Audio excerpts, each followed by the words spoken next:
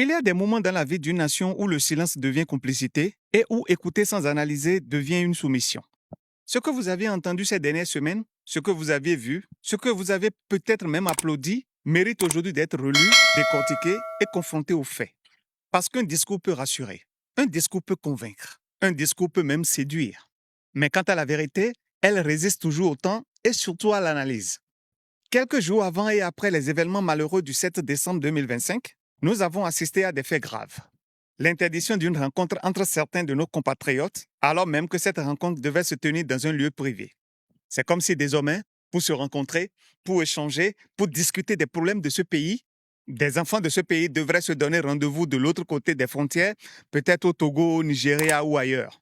Nous avions également assisté à des arrestations, dont celle de M. Candida Zanaï, qui jusqu'à présent n'a pas encore été libéré. Autant de signaux inquiétants qui mériteraient à eux seuls des analyses approfondies. Mais aujourd'hui, dans cette vidéo, je souhaite me concentrer sur un sujet précis.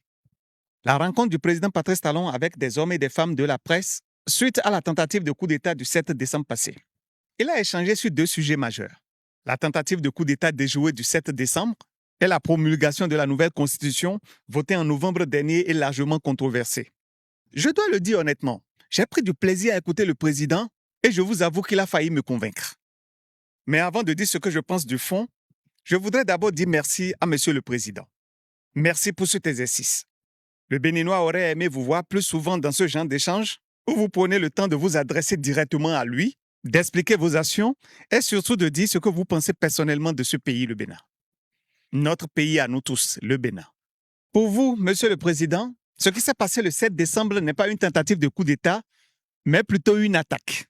Et vous justifiez ces propos par le fait que les autres unités, les autres casernes, ne se sont pas ralliées à ceux que vous traitez de voyous ou des marginalisés de la République.